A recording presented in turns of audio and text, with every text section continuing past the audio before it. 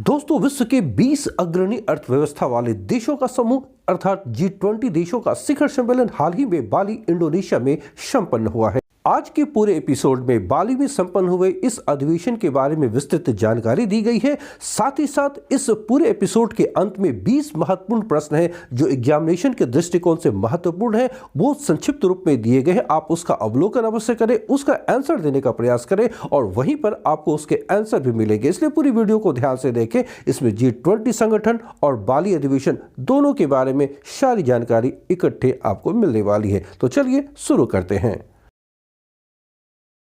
G20 अर्थात group 20 देशों का शिखर सम्मेलन 2022 में किस देश में आयोजित किया गया है? आंसर है ऑप्शन ए, इंडोनेशिया। दोस्तों, G20 अर्थात ग्रुप 20 देशों का शिखर सम्मेलन 15 और 16 नवंबर 2022 को इंडोनेशिया के बाली द्वीप स्थित नुसा दुआ में आयोजित किया गया। याद रखें, इंडोनेशिया के बाली द्वीप पर जो नुसा दुआ है वहां इसका आयोजन किया गया। तो सबसे पहले आइए G20 ऑर्गेनाइजेशन, इस संगठन के बारे में जानते हैं। दोस्तों, G20 नामक संगठन विश्व के 20 प्रमुख अर्थव्यवस्थाओं के वित्त मंत्रियों और केंद्रीय बैंक के गवर्नर्स का समूह है। दोस्तों, इन 20 राष्ट्रों में 19 राष्ट्र हैं और एक यूरोपीय संघ, यूरोपियन यूनियन शामिल है। इन्हें मिलाकर यह सदस्य संख्या 20 होती है। इस संगठन अर्थात G20 की स्थापना 1999 में की गई थी, किंतु G20 देशों के राष्ट्र प्रमुखों का शिखर सम्मेलन, जिनमें प्रत्येक राष्ट्र के शीर्ष नेता शामिल होते हैं, और यह सम्मेलन 2008 से आरंभ हुआ है। ध्यान रखें कि G20 सम्मेलन में जो 19 देश शामिल हैं उनके नेता और यूरोपीय संघ के नेता शामिल होते हैं, जबकि मंत्री स्तरीय बैठकें जो भी होती है उनमें इन 19 देशों के वित्त मंत्री और इन्हीं देशों के केंद्रीय बैंक के गवर्नर तथा यूरोपीय संघ के वित्त मंत्री और यूरोपीय यूनियन का जो केंद्रीय बैंक है उसके गवर्नर शामिल होते हैं। और यह भी ध्यान रखें कि 2008 से पहले इन बैठकों में यही मंत्री यानी वित्त मंत्री और केंद्रीय बैंक के गवर्नर ही शामिल होते रहे थे। इससे संबंधित महत्वपूर्ण फैक्ट याद रखें कि G20 राष्ट्रों का पहला मंत्री स्तरीय सम्मेलन 1999 में बर्लिन, जर्मनी में आयोजित किया गया था, जबकि G20 राष्ट्रों का पहला शिखर सम्मेलन जिसमें शीर्ष नेता शामिल होते हैं वह 2008 में वाशिंगटन, USA यानी संयुक्त राज्य अमेरिका में आयोजित किया गया था। दोस्तों, इस समूह अर्थात G20 का जो संगठन है उसका उद्देश्य क्या है? तो याद रखें कि वैश्विक अर्थव्यवस्था में महत्वपूर्ण औद्योगिक और विकासशील अर्थव्यवस्थाओं को एक साथ लाने के लिए महत्वपूर्ण मुद्दों पर चर्चा करना। तात्पर्य यह है कि जो विकसित राष्ट्र है, जो औद्योगिक रूप से काफी अग्रणी राष्ट्र है, वे राष्ट्र और जो विकासशील देश हैं, जो विश्व की प्रमुख अर्थव्यवस्था वाले देश हैं, उन सभी को एक साथ एक मंच पर लाना और सभी महत्वपूर्ण मुद्दों पर चर्चा करना इस मंच का यानी G20 का मुख्य उद्देश्य है। दोस्तों, इस समूह यानी G20 में शामिल कौन कौन से देश हैं? तो जो देश इसमें शामिल है वो G7 यानी ग्रुप 7 के सातों विकसित देश और इसके अलावा जो अन्य अग्रणी राष्ट्र हैं वे इसमें शामिल हैं। तो इन राष्ट्रों में अर्जेंटीना, ऑस्ट्रेलिया, ब्राजील, कनाडा, चीन, France, Germany, Bharat, Indonesia, Italy, Japan, Mexico, रूस, सऊदी अरब, दक्षिण अफ्रीका, दक्षिण कोरिया, तुर्की, ब्रिटेन, संयुक्त राज्य अमेरिका यानी USA और यूरोपियन यूनियन जो एक संगठन है वो शामिल है। तो इसमें 19 राष्ट्र और एक संगठन जो EU अर्थात यूरोपियन यूनियन है, ये सभी 20 देश शामिल हैं। दोस्तों, महत्वपूर्ण प्रश्न ये है कि आज G20 इतना महत्वपूर्ण संगठन या फोरम क्यों बन गया है? तो याद रखें कि G20 अंतर्राष्ट्रीय आर्थिक सहयोग का मुख्य फोरम है, क्योंकि इसके सदस्य देशों के पास दुनिया की GDP का, जी हां, GDP का 85% 85% हिस्सा है। साथ ही इसमें दुनिया का 75%, जी हां 75% इंटरनेशनल ट्रेड जो अंतरराष्ट्रीय व्यापार है वो शामिल है। साथ ही इन देशों में दुनिया की 2/3 जनसंख्या निवास करती है। इससे आप सहज अंदाजा लगा सकते हैं कि आज यह संगठन कितना महत्वपूर्ण है। दोस्तों, बाली शिखर सम्मेलन के दौरान जो महत्वपूर्ण बातें निकल कर आई हैं, आज उस पर ध्यान देते हैं क्योंकि वो एग्जामिनेशन के दृष्टिकोण से महत्वपूर्ण है। तो सबसे पहला ये याद रखें कि G20 देशों का 2 दिवसीय बाली शिखर सम्मेलन 16 नवंबर को समाप्त हो गया। जिस दिन यह समाप्त हुआ अर्थात 16 नवंबर को इंडोनेशिया के राष्ट्रपति जोको विडोडो ने बाली शिखर सम्मेलन के समापन समारोह में भारत को G20 की अध्यक्षता सौंपी। जी हाँ, अब उसने भारत को G20 समूह की अध्यक्षता सौंपी है और अब भारत 1 दिसंबर 2022 से आधिकारिक यानी ऑफिशियली G20 की अध्यक्षता ग्रहण करेगा। अब महत्वपूर्ण तथ्यों पर ध्यान दें। भारत अगले 1 वर्ष के लिए इस संगठन अर्थात G20 की अध्यक्षता करेगा। अगले वर्ष सितंबर 2023 में G20 राष्ट्रों का शिखर सम्मेलन भारत में ही आयोजित होना है। याद रखें, अगले वर्ष इसका जो शिखर सम्मेलन वो भारत में ही आयोजित होगा और नेक्स्ट यानी 2024 में G20 देशों का शिखर सम्मेलन ब्राजील में आयोजित किया जाएगा।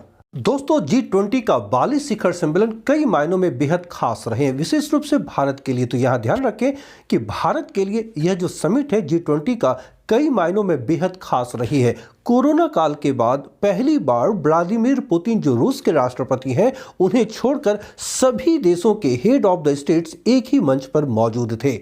भारत को G20 की प्रेसिडेंसी यानी उसकी अध्यक्षता मिलना इस बात का भी संकेत है कि भारत की बात अब वर्ल्ड फोरम पर सुनी जा रही है। विशेष बात यह रही कि जर्मनी, फ्रांस, जापान, सऊदी अरब और ब्रिटेन जैसे देश अब भारत से फ्री ट्रेड यानी मुक्त व्यापार समझौता फ्री ट्रेड एग्रीमेंट करने के लिए उतावले नजर आ रहे हैं। यह भारत की बढ़ती प्रभुता या कह सकते हैं बढ़ती शक्ति का परिचायक है।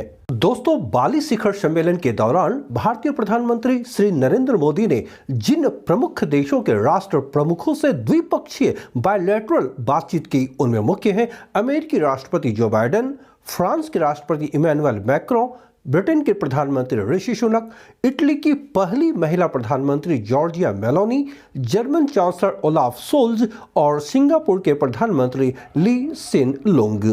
एक महत्वपूर्ण बात यह हुई कि भारतीय मूल के ब्रिटिश प्रधानमंत्री ऋषि सुनक और प्रधानमंत्री मोदी की इस सम्मेलन के दौरान 2 बार मुलाकात हुई। एक बार जो पहली बार थी वो 15 नवंबर को और दूसरी बार 16 नवंबर को। दूसरी बार यानी 16 नवंबर को जब ब्रिटिश प्रधानमंत्री ने बातचीत की तो उसके पश्चात आधिकारिक रूप से उन्होंने ये ऐलान किया कि ब्रिटेन 3000 भारतीयों को नए वीजा जारी करेगा। दोस्तों, सम्मेलन के दौरान चीनी राष्ट्रपति शी जिनपिंग के साथ प्रधानमंत्री मोदी का सिर्फ दुआ सलाम हुआ।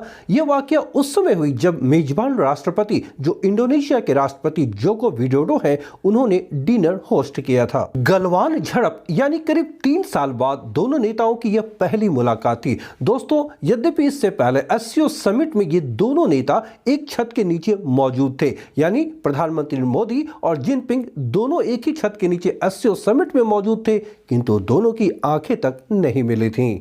दोस्तों, G20 बाली शिखर सम्मेलन से संबंधित कुछ अन्य प्रमुख तथ्यों की ओर ध्यान दें। दोस्तों, बाली में आयोजित की जाने वाली G20 देशों का यह 17वां शिखर सम्मेलन था। याद रखिएगा, 17th शिखर सम्मेलन था जो 2 दिनों तक 15 और 16 नवंबर 2022 को आयोजित की गई। एक अन्य प्रमुख तथ्य, इंडोनेशियाई G20 प्रेसिडेंसी की थीम क्या थी, यानी 1 साल तक इंडोनेशिया ने जो G20 की प्रेसिडेंसी यानी उसकी जो अध्यक्षता संभाली, इसकी थीम उन्होंने क्या रखी थी, वो था रिकवर टुगेदर रिकवर स्ट्रॉन्गर। याद रखेंगे, रिकवर टुगेदर रिकवर स्ट्रॉन्गर। सम्मेलन की समाप्ति के पश्चात जो बाली घोषणा पत्र जारी किए गए, जो बाली डिक्लेरेशन घोषित की गई, उसकी प्रमुख बातें क्या थी। तो याद रखें, जो पहली महत्वपूर्ण बात थी कि रूस यूक्रेन युद्ध के संदर्भ में प्रधानमंत्री नरेंद्र मोदी द्वारा की गई वह टिप्पणी जब वे राष्ट्रपति पुतिन के साथ एससीओ की मीटिंग में द्विपक्षीय वार्ता कर रहे थे सितंबर 2022 में, तब उन्होंने पुतिन से कहा था कि आज का युग युद्ध का नहीं है। उनका यही सेंटेंस, यही वाक्य इस बार बाली घोषणा पत्र में भी शामिल की गई है कि आज का युग युद्ध का नहीं है। घोषणा पत्र की दूसरी प्रमुख बात यह है कि घोषणा में तुर्की और संयुक्त राष्ट्र की मध्यस्थता वाले ब्लैक सी ग्रेन इनिशिएटिव का स्वागत किया गया, जिसने यूक्रेनियन अनाज के निर्यात की अनुमति देने के लिए रूस की गारंटी हासिल की थी। एक महत्वपूर्ण स्टेप था जो तुर्की के द्वारा अपनाया गया था।